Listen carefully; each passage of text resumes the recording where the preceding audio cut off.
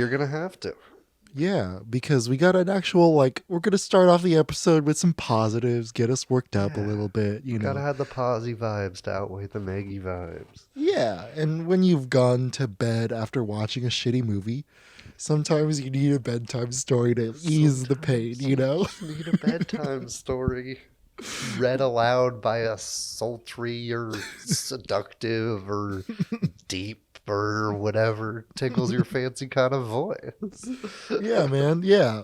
Um, I think of all the curveballs Jared's thrown at me, this is the one that sticks out the most because he texted me this idea to do top 5 actors we would want to read a bedtime story to us, or top 5 celebrities.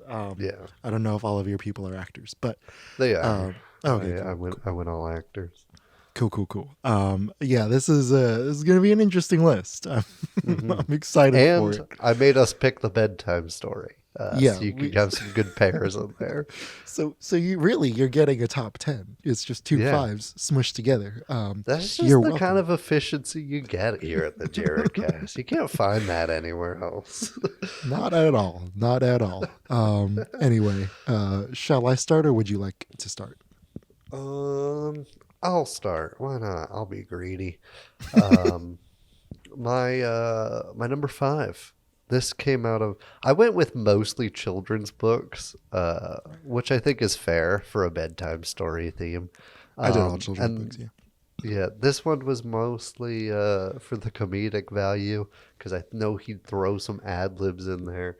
And so I got Sam Jackson reading The Very Hungry Motherfucking Caterpillar.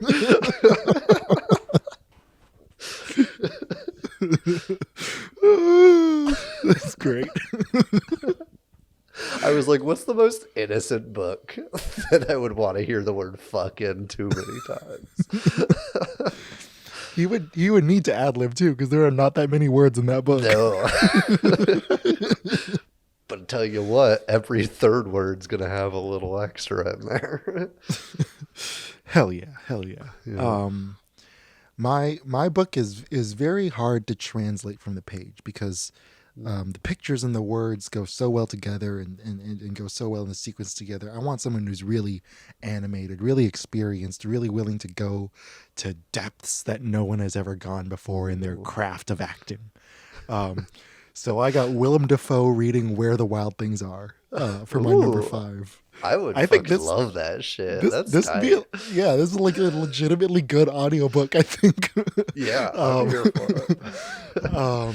Yeah, like I don't know if it would help me fall asleep because I'd be so stoked on it. Yeah. But I think it would just be a marvelous combination of talent. Yeah. Speaking of talent, we heard about a movie involving this actor last episode. Wow, so long ago. Ooh.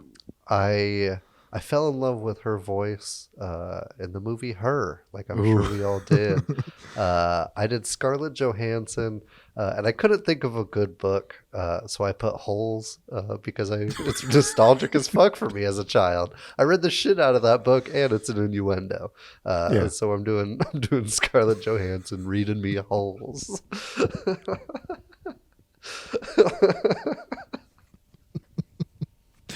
Of course. Like, never mind. I was gonna make a weird joke. You can cut this, but this is not gonna play well for the crowd. But I was gonna say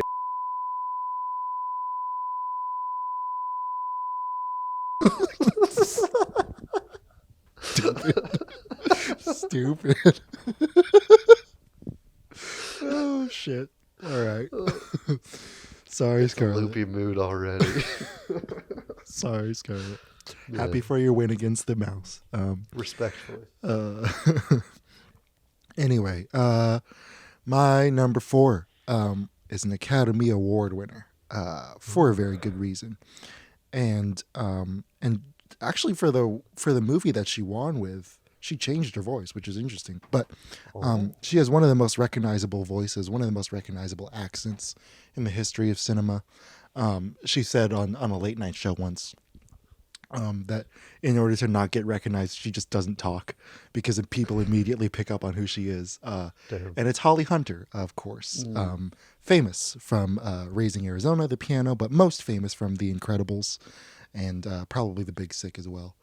Yeah. I got her reading Goodnight Moon. I think that would just be the most Ooh. soothing shit ever. I Yeah. think She's I got a would. good mom voice. Yeah, man. Yeah, good mom voice. Really, really lovely accent, lovely voice all around.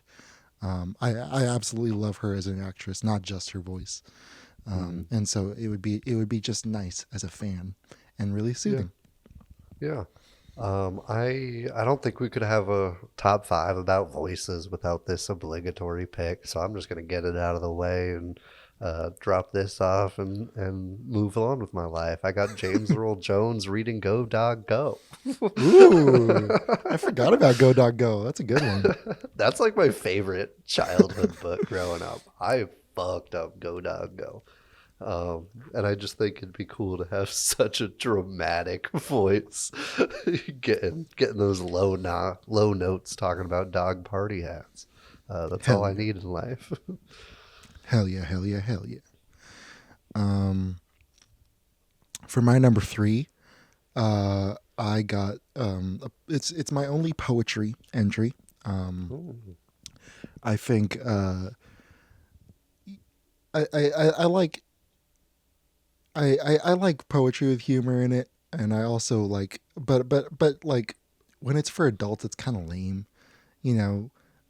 With the exception of Billy Collins, I think he's brilliant. But Shel Silverstein wrote "Where the Sidewalk Ends," and it's hell one of my yeah. favorite books of all time. It's such a great collection of stuff, and I would want it read by someone whose voice I could listen to for hours and hours and hours without ever Hmm. getting tired of it. So of course, I picked for Where the Sidewalk Ends, Chris Rock. I Oh, think I okay. think it would be amazing. Yeah, Yeah, yeah. I would want that's to go to tight. sleep to that. Yeah. I'm here for it. I don't know if I would be able to get through the whole book. I feel like his voice kind of grades on me after like an hour, uh, but that's just me. Yeah. Um, I my number two is a very fitting pair. I'm surprised. I would be surprised if this doesn't already exist for some reason. He's known for his voice. He's one of those actors, pretty much lending to voice acting alone as his main gig. I'm talking Nature Doc Daddy himself, David Attenborough, reading Woo. me The Lorax by Dr. Ooh. Seuss. Nice. Nice. Yeah. Got that little environmental twist too. I like it. Yeah. I, I got to do something that he'd be willing to do, you know? That's true. That's true. I could also picture him just like if you ever remade the Lorax, you could have him play the Lorax. That'd Hmm. be great. True. I got someone with my top two are both people with multiple voices, and for this one, kind of a legendary but also underrated voice actress. She's not really known mostly for the voice, but she voiced Huey and Riley in the Boondocks, Hmm. and is still remembered to this day for that. And I think she would be excellent in handling the sibling dynamics and the bickering in The Lion, the Witch, and the Wardrobe. I'm talking about Ooh. Regina King doing The Lion, the Witch, and the Mm. Wardrobe. I think it would be awesome. And she also is a great. She handles her monologues really really well in Watchmen and Yeah. in other movies, and so I think she could really handle. She could really not handle, but like have a good commanding presence when she reads C.S. Lewis's prose. Hmm. Yeah, that's a rad combo. I'm here for it. Hell yeah. My number one started as my number five until I realized how good this pairing is with this book that it just jumped up to number one for me. Nice. Um, one bedtime story that I probably read too much was Scary Stories to Tell in the Dark. A Oh little bit shit. of horror in there, Yeah. and I think the perfect voice for it would have been Vincent Price reading that. Ooh. Right? That's after so after good. hearing The Raven and the intro to Thriller, I'm like, fuck, that is all I want. It's theatric enough, but it keeps it spooky and it's pleasant to listen to. Knock it out of the park, number one. Absolutely. Legend himself, Vincent Price. I love him. Um, uh, my number one's a kind of a modern legend, especially in indie cinema.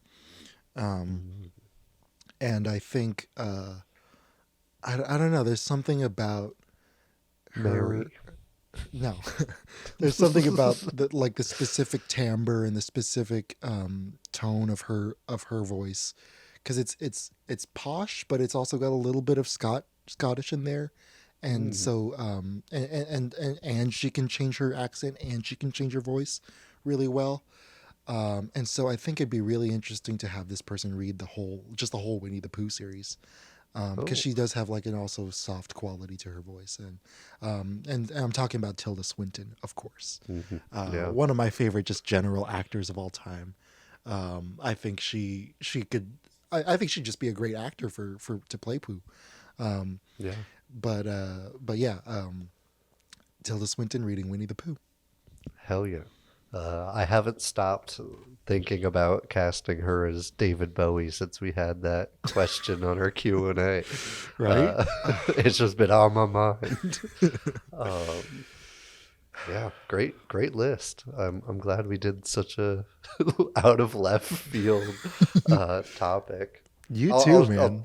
yeah, I'll tell the audience where this came from too. I was listening to an audiobook of the Lord of the Rings trilogy by read by Andy Serkis, and I was like, oh, well, let's see what other actors would pair well with a bedtime story, and so here we are.